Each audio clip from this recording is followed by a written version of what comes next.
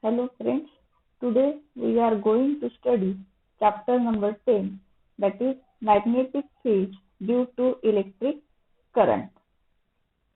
Today we have discussed introduction, magnetic force and Lorentz force. So first of all, start with introduction. In 1820, Hans Christian Ørsted, a Danish physicist, discovered that there is a relationship between current electricity and magnetism. During an experimental demonstration on electricity, he observed the noticeable reflection in magnetic compass needle. So, let us understand when a magnetic compass needle, this is the magnetic compass needle, when a magnetic compass needle placed near the current carrying wire, then deflects the magnetic compass needle in figure A. In figure B, reverse the direction of current, then reverse the direction of magnetic compass needle deflects. That means the direction of magnetic field produced depends upon the direction of current passing through the conductor. Also, the deflection of the needle increases with increase in the magnitude of current. This direction of magnetic field can be obtained by using right hand rule. So what is the right hand thumb rule? The rule says that current carrying wire, suppose we have considered that this current carrying wire is grasped with your right hand with the thumb pointing in the direction of current. This is the current direction. Thumb will pointing the direction of current, and then your fingers curl around in the direction of magnetic field. Your fingers curl around in the direction of magnetic field. So, by using the right hand thumb rule, we can find out the direction of magnetic field. Then consider a wire 1 and wire 2. From this figure, force on wire 2 due to the current in wire 1. We know that the magnetic field, this is the magnetic field B. Magnetic field due to a current in the wire 1 at any point on wire 2. So, wire 2 having a magnetic field. This magnetic field is due to the wire 1 at any point in the wire 2. If this wire is placed here, here or here, if it is placed in here, then there is no effect of magnetic field. So the electron flow in a direction opposite to the conventional current. Then the wire 2, experience a force F towards the wire 1. This is the concept regarding magnetic force. When a wire 1, current carrying wire 1, and this is wire 2, which is placed near the wire 1, current carrying wire 1, then this wire 2 having a magnetic force, it experiences a force. So what is this force? Let us see in another example, that is if in figure A and in figure B. In figure A, we have considered a current carrying wire and a charge Q is placed near the current carrying wire. This charge is in a rest position. Okay, this charge is in a rest position. This is the figure 1. In figure 2, in figure B, we have also considered a current carrying wire and a charge Q is placed. But in figure B, the charge Q is in motion with a velocity v. So when the charge is in motion with the velocity v, then it acts some force. It acts some force. Due to this force, it will be deflect like this. So this force is nothing but the magnetic force. Okay, this force is nothing but the magnetic force. So in figure A, the charge Q placed near the current carrying wire. Charge Q is in rest position and no force acts on this. In figure B, the charge Q is placed near the current carrying wire. The charge is in motion, then the charge deflects due to some force, and this force is called as the magnetic force. This force is called as magnetic force. So from this figure, it is clear that when the charge is in rest position, then there is no magnetic force. But if this charge is in motion, then there is a presence of magnetic force. Okay. Also, this symbol will indicate inward magnetic field, and the dot symbol will indicate the outward magnetic field. Then let us find out the equation of magnetic force. We have already considered these two wires, wire 1 and wire 2. From this figure, the direction of velocity, magnetic field B, and the magnetic force F follow a vector cross product relationship. So, magnetic force Fm on an electron with a charge E, moving with a velocity v in a magnetic field B is given by Fm is equal to minus E cross product of vector v into vector B. In this figure, we have considered the charge. Suppose we have considered for a charge Q, then the magnetic force will be Fm is equal to Q cross product of vector v into vector B. So, if both the electric field and magnetic field B are present, then the net force on charge Q moving with the velocity v is net force is equal to charge Q in bracket vector E plus cross product of vector v into vector B. Bracket completed. That is equal to Q is multiplied with the whole bracket, then we get Q into E plus Q cross product of vector v into vector B. See this equation, Q into E. Q into E is nothing but the force due to electric field. In the previous lectures, in electric field, we know that when there is suppose we have considered this is the electric field, then if in this electric field we have placed a charge Q, then the force, then it will having some force, that is Fe is equal to Q into E.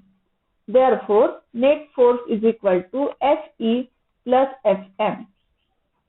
Fe plus Fm. Fe means is the force due to the electric field and Fm is the force due to the magnetic field. The force described in this equation 4. This equation 4 is known as the Lorentz force. What is say? This force is known as the Lorentz force. Therefore, Lorentz force is equal to force due to the electric field plus force due to the magnetic field. Then we have considered some cases when the magnetic force Fm is equal to 0. First case, when if the velocity v of a charged particle is parallel to the magnetic field B, then the magnetic force is 0.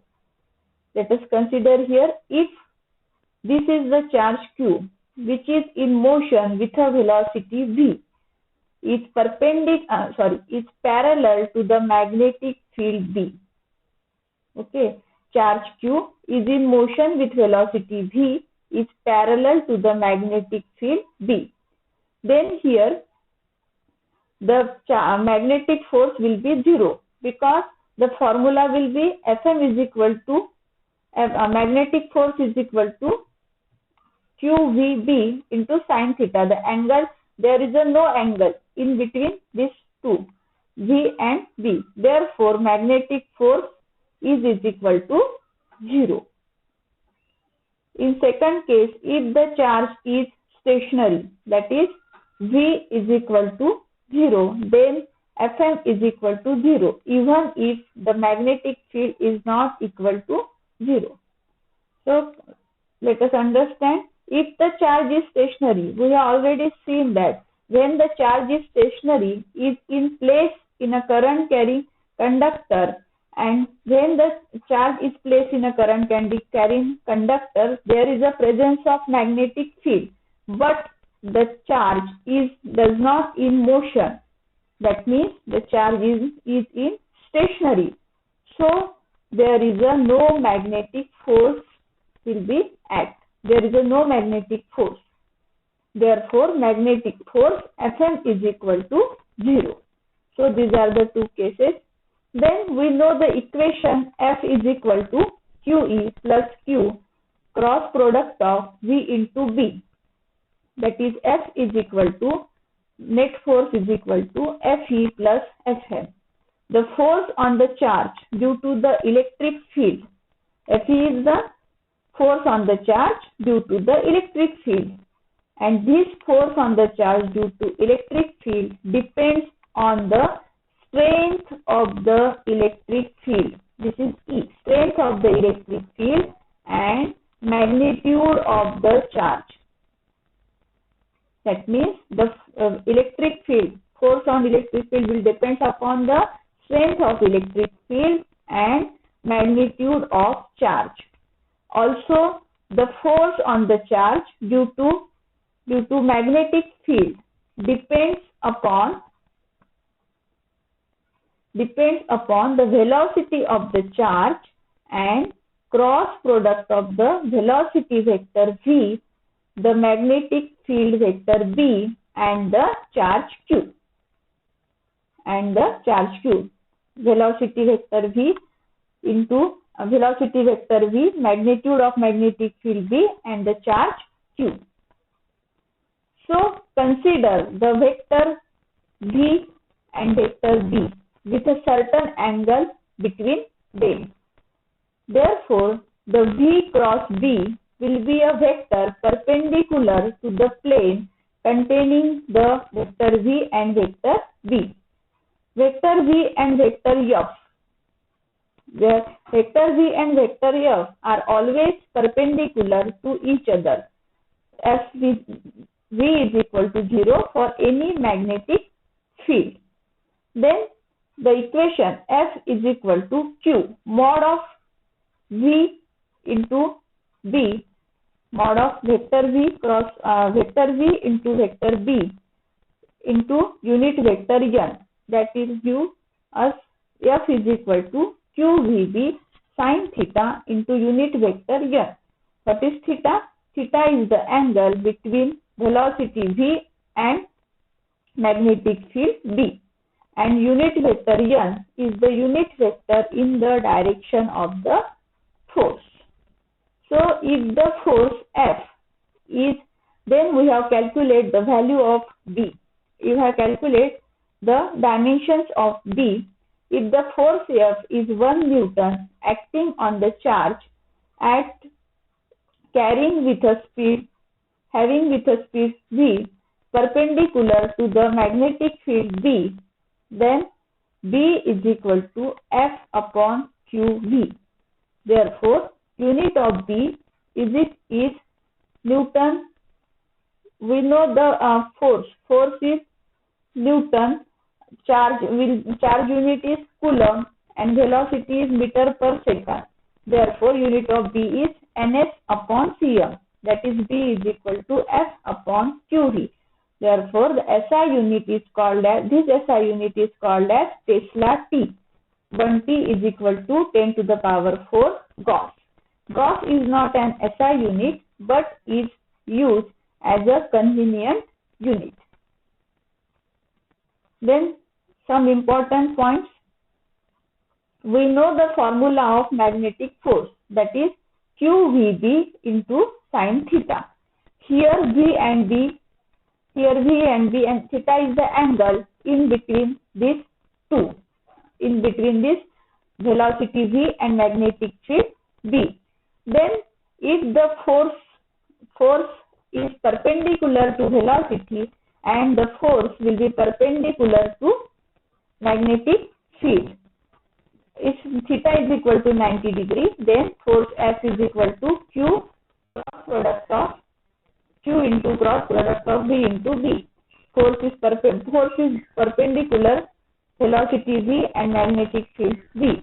Then when this force and the velocity V, if there is a charge, this is the motion. When the charge perform a motion with the velocity V, this is the force direction, then this angle will be 90 degrees. We know that whenever there is a motion velocity V, then there will be the presence of displacement. So we can draw here force F, the displacement ds, and there will be the angle 90 degrees. Therefore, work done by magnetic force. What is the formula of work done? That is W is equal to F into ds. That is equal to F ds into cos theta. So F ds into cos 90. Work done, W is equal to 0 because cos 90 is 0. Therefore, work done is equal to 0. So this equation we can conclude that when the magnetic force, therefore magnetic force never does any work on the moving charge, then the magnetic force perpendicular to the displacement. This is a very important concept. Work done whenever there is a moving charge, but the work done will be 0 when the magnetic force is perpendicular to the displacement. Also, in another case, we know in 11th standard we have studied that work energy theorem. Work done by all the forces is equal to change in kinetic energy. We know that in first case, work done by all the forces will be 0. So the kinetic energy will be 0. That means kinetic energy in final position is equal to kinetic energy in first position, also called as the kinetic energy is constant. Therefore, the magnetic force may change the direction of motion of a charged particle, but they cannot never affect the speed.